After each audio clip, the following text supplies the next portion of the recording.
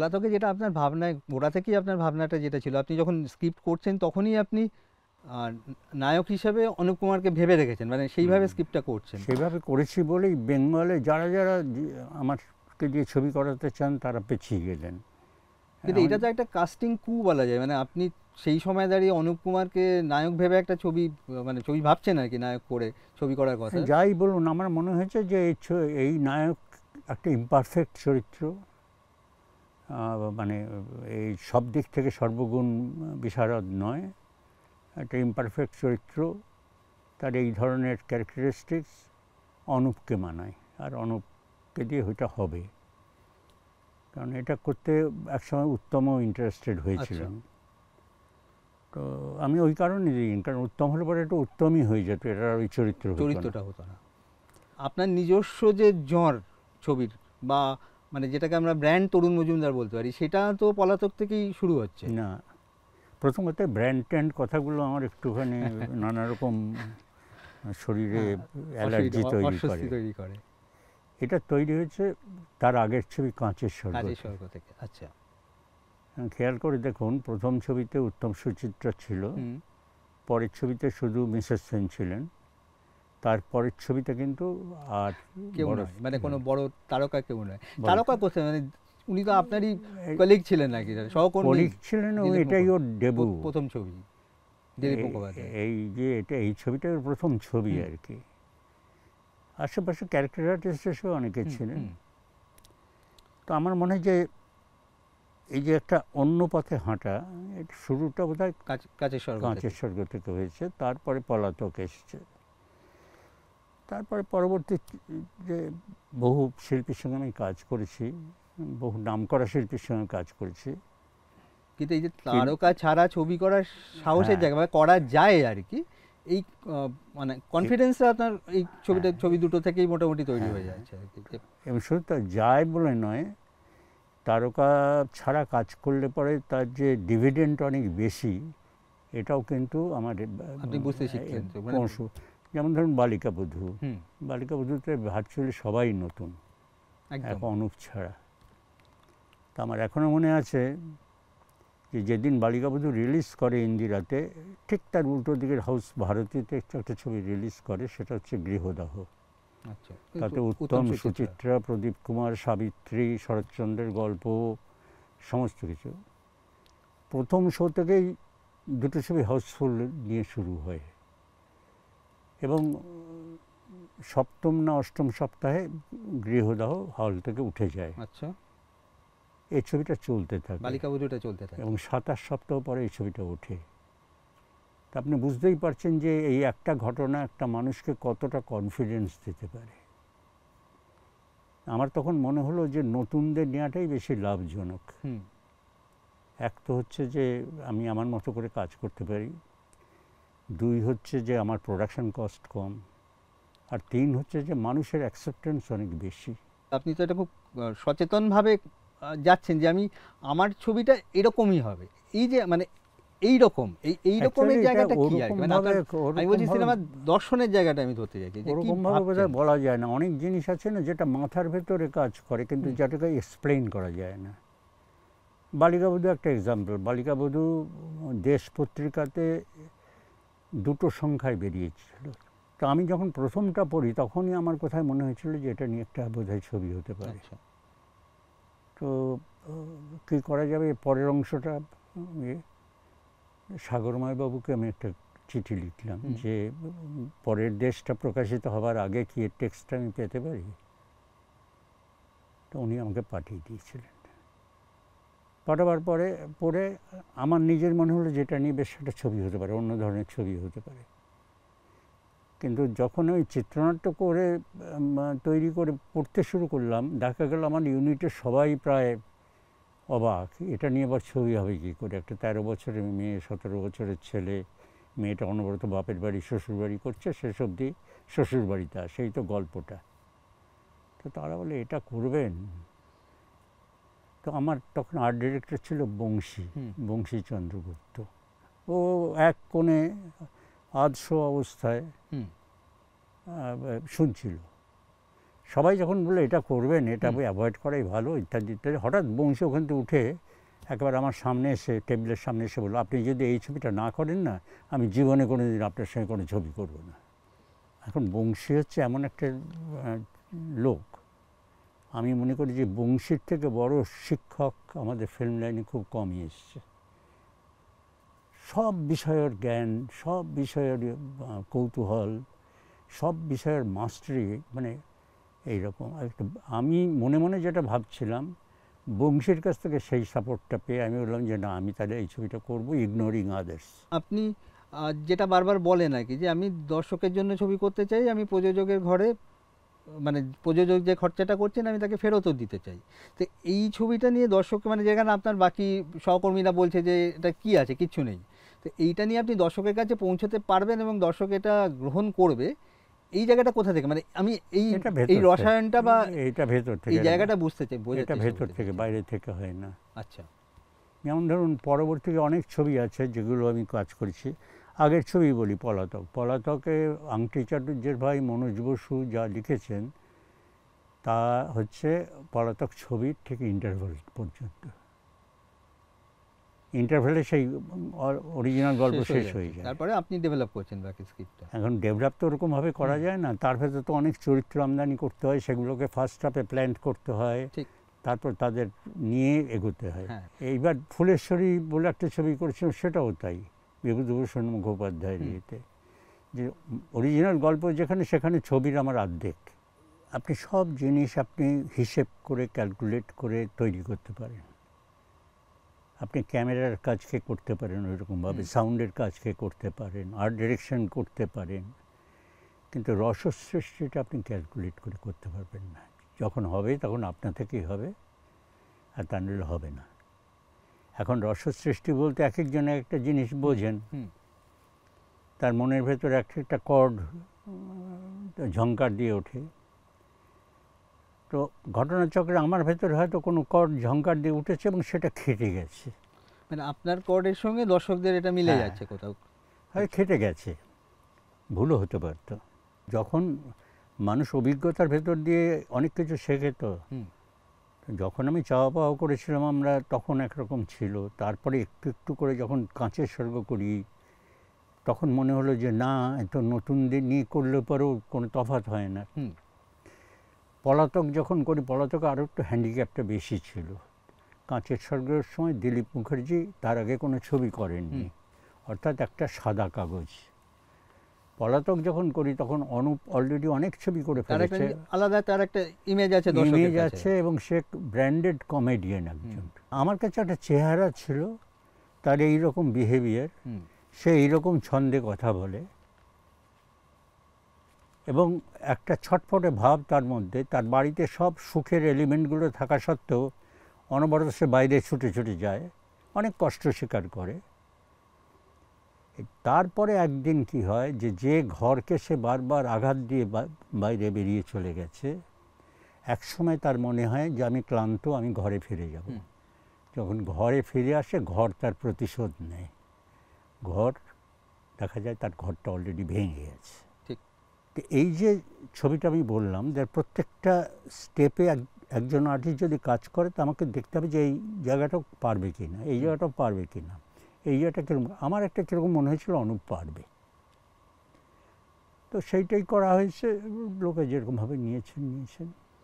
এবং আপনি তো অনুপ কুমারকে আরও অনেক ছবিতে ব্যবহার করছেন, আপনি বিভিন্নভাবে ব্যবহার করছেন। ধরুন আমরা পলাতকে দেখছি, তারপর আবার একটা গুরুত্বপূর্ণ চরিত্রে আমরা দেখছি নিমন্ত্রণে, মানে সেটা একদম অন্য রকমের একটা জায়গাতে। নিমন্ত্রণ তো একটা সম্পূর্ণ অন্য ধরনের ছবি, এবং নিমন্ত্রণ ভীষণ লিরিক্যাল একটা, মানে গোটা ছবিটার মেজাজ, মানে আপনার ছবিতে গানের যে ব্যবহার, এখানে নিমন্ত্রণ তাই নয়, একটা জিনিস খেয়াল করুন, কম গান ব্যবহার করছেন, কিন্তু ভীষণ ছবিটার ভেতর থেকে কোথাও একটা গান উঠে আসছে। অরিজিনাল যেটা আছে বিভূতিভূষণের অরুন্ধনের নিমন্ত্রণ, তাতে একটা সেন্টেন্স আছে, মারাত্মক সেন্টেন্স, তাকে চিত্রায়িত করা ভীষণ কঠিন।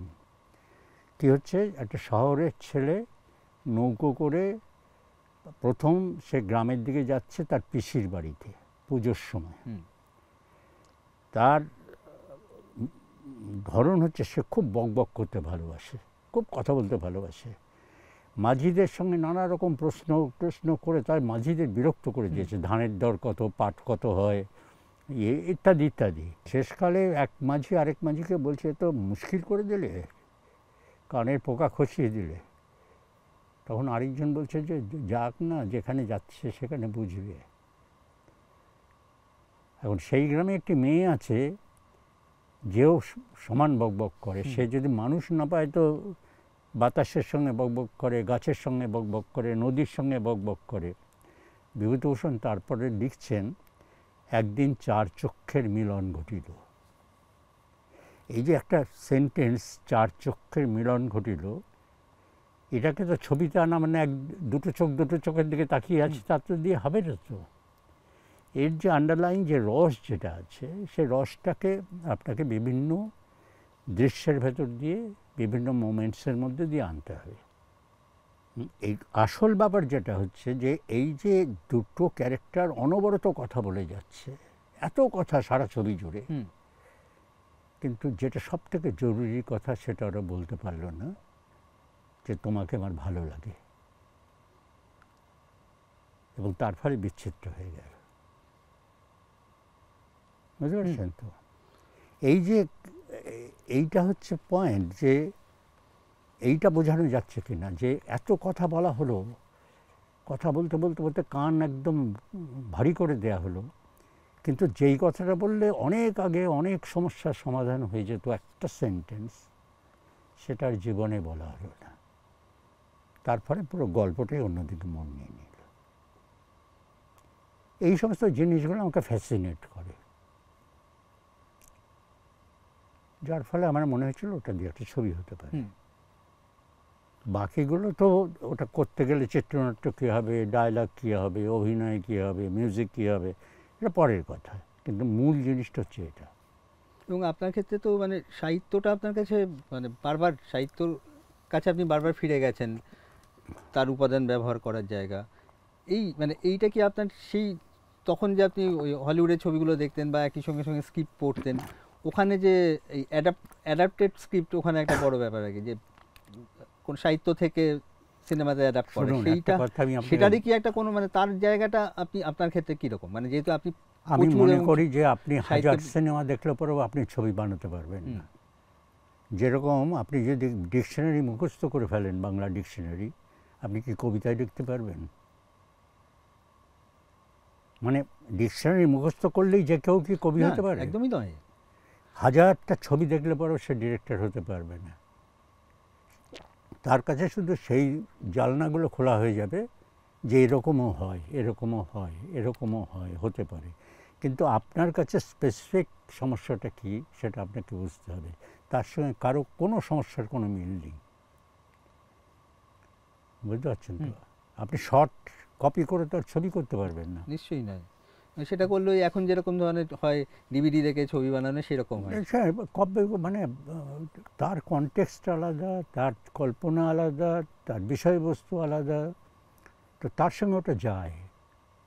আমি একটা অন্য জিনিস করছি, তো ওখান থেকে একটা পাতা ছিঁড়ে এনে আমি আমার বইয়ে গুজে দিলাম। আমি সেটা বলছি না, আমি বলছি যে মানে সাহিত্য কোথাও একটা আপনাকে ওই বেসটা কোথাও দেয় আর কি, যে নিশ্চয়ই। আমি অনেকে মানে আধুনিক মনস্ক অনেক লোকজন নন ন্যারেটিভ সিনেমা ইত্যাদি ইত্যাদি বলেন আর কি। আমি এটা আমারই হ্যান্ডিক্যাপ বলা যেতে পারে, যে আমি ওতে বিশ্বাস করি না। আচ্ছা, আপনাকে কিছু একটা বলতে হবে। আপনি কিছু বলাটা যদি লোকের মনে পৌঁছতে চান, যাই কিছু বলুন না কেন সেটা গল্প হিসেবেই তার মনে ঢুকবে। মানে গল্প ভাঙার যে একটা, মানে সেটাও যে একটা সিনেমার ধরন, প্রচুর ছবি হয়েছে, বিদেশে হয়েছে, আমাদের এখানে হয়েছে, এই জায়গাটাতে আপনি কোনোদিনই সেই ভরসাটা আপনার ছিল না, মানে গল্প ভেঙে আমি দর্শকের কাছে পৌঁছাতে পারবো না। না, আপনি ধরুন না, আমি সত্যজিৎ বাবুর কথা বলছি, যে সত্যজিৎ বাবু এক জায়গায় বলছেন যে আমার ছবি যদি কোনো গল্প না বলে, তা আমার ছবির কিছুই বলা হয় না। বুঝতে পারছেন তো? সুতরাং গল্প ব্যাপারটা জরুরি আমার মতে। আর সাহিত্যিকদের সাহায্য এই কারণে নেওয়া জরুরি যে তারা জীবনকে যেভাবে দেখেছেন, তারা প্রকৃতিকে যেভাবে দেখেছেন, তারা বিভিন্ন চরিত্রকে যেভাবে দেখেছেন, আমার কাছে অনেকগুলো অপশন খুলে দিয়েছেন। মানে কোথাও আপনার কল্পনাকে আরেকটু সমৃদ্ধ করছে। হ্যাঁ, সমৃদ্ধ করছে, আমার কাছে অপশন খুলে দিয়েছেন যে এরকম হয়। যেমন ধরুন আপনাকে একটা ছোট্ট এক্সাম্পল দিচ্ছি, সেটা আমি কোনো ছবিতে ব্যবহার করিনি, কিন্তু আমাকে ভীষণভাবে ইনফ্লুয়েন্স করেছে। আরণ্যকে একটা চরিত্র আছে যে গভীর জঙ্গলের মধ্যে একটা ছোট্ট জায়গা নিয়ে তাকে একটা জায়গা দেওয়া হয়েছে এবং বলা হয়েছে তুমি এখানে ভুট্টা না বাজরা কিসের চাষ করো। একটা বৃদ্ধ লোক। তো কিছুদিন পরে আবার গেছে নায়ক, দেখছে যে কিছুই হয়নি। তো বলি সে কি, তোমাকে জমি দিলাম, বীজ দিলাম, তুমি কিছু করোনি যে? তো বললো যে কী করবো হুজুর, আমি সময় পেয়ে উঠি না। আরে কিন্তু সময় পেয়ে ওঠো না, সারাদিনই তো তোমার সময়। কী করো গে সারাদিন? কখনো ওঠো ঘুম থেকে? বলে তখন আকাশের তারা থাকে, তারা থাকে। তারপর আমি উঠি, হাত মুখ ধুই, ঝোড়ার জলে স্নান করি, ফিরে আসি। আলোটা যখন প্রথম আসে আমি তখন তুলসীদাসটা খুলে পড়তে থাকি, তুলসীদাসী রামায়ণ। তারপরে কী করে একটা সময় খুব গরম লাগতে শুরু করে। আকাশের দিকে তাকিয়ে দেখি যে সূর্য মাঝ আকাশ থেকে পশ্চিমের দিকে ঢলছে। কোনো রকম একটু ছাতু খেয়ে আবার পড়ি। পড়তে এক সময় মনে হচ্ছে আমার চোখ চলছে না। আমি দেখি আকাশে তারা ফুটে গেছে। সময় পাই না হুজুর। এই যে ব্যাপারটা, এই যে একটা চরিত্রকে সামনে আনা, আপনি চিন্তা করতে পারছেন যে কি সাংঘাতিক এফেক্ট হতে পারে। আরণ্যক আপনি কখনো ছবি করার কথা ভাবেননি? মানে আপনাকে তো একটা চরিত্র এতখানি। আরণ্যক আমি ছবি করার কথা ভাববার আগে অরণ্যক বলে একটা ছবি হয়েছিল। আচ্ছা, সেটা বিভূতিভূষণ আরণ্যককে নিয়েই, কিন্তু তার বিজ্ঞাপনে অরণ্যক কথাটা ব্যবহার করা হয়েছিল। তারপর আর আমি ওদিকে পা বাড়াইনি।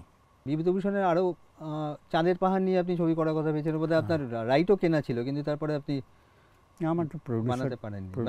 মানে ওটার জন্য যা দরকার, যে বাজেট দরকার, তার জন্য বাজেটের কোনো অসুবিধা হয়নি। এমনকি আমরা এর পর্যন্ত ঠিক করেছিলাম যে সেরেঙ্গাটি প্লেন্সের ওই একই সঙ্গে এখানে জিরাফের দল, ওদিকে সিংহের দল, ওদিকে এগুলোকে কভার করব কি করে। তা আমার প্রডিউসার বললেন যে কেন হেলিকপ্টার করে।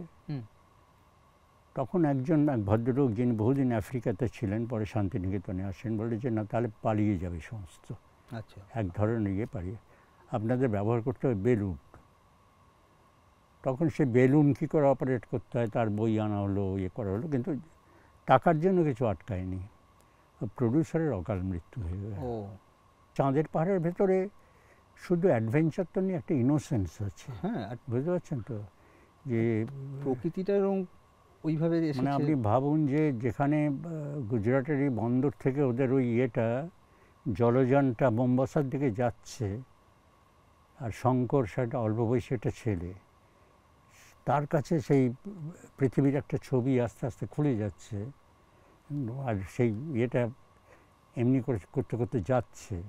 এই যে নতুন চোখে দেখা পৃথিবী, মোম্বাসার বন্দর, সেখানকার সোয়াহিলিদের মানে কুলিদের সেখান থেকে ইস্ট আফ্রিকান রেলওয়েজের কাজ, গভীর জঙ্গলের ভেতরে সিংহ অধ্যুষিত, এই প্রত্যেকটা পদে যেমন থ্রিল আছে, পদে একটা ইনোসেন্স আছে। এই ইনোসেন্স ব্যাপারটাকে যদি অ্যাচিভ করতে না পারা যায়, তাহলে আমার ধারণা যে চাঁদের পাহাড় পুরো ব্যাপারটাকেও অ্যাচিভ করা যাবে না। এই ইনোসেন্সের কথা যখন উঠলোই আর কি, এই ইনোসেন্সটা কিন্তু আপনার অধিকাংশ ছবিতেই, প্রায় সব ছবিতেই এই ইনোসেন্সের জায়গাটা কিন্তু একটা বড় একটা ফ্যাক্টর বা একটা মাত্রা নিয়ে আসে। এটা কি আপনি অনেকে বলেন যে এটা আমার একটা দুর্বলতাও বটে। হ্যাঁ, কিন্তু ইনোসেন্সের প্রতি কোথাও আপনার একটা দুর্বলতা বা আমার দুর্বলতা আছে। অ্যাকচুয়ালি জীবনে তো অনেক এলিমেন্ট ছড়ানো থাকে, আমরা সব কটা এলিমেন্টকে নিজের ভেতর নিতে পারি না।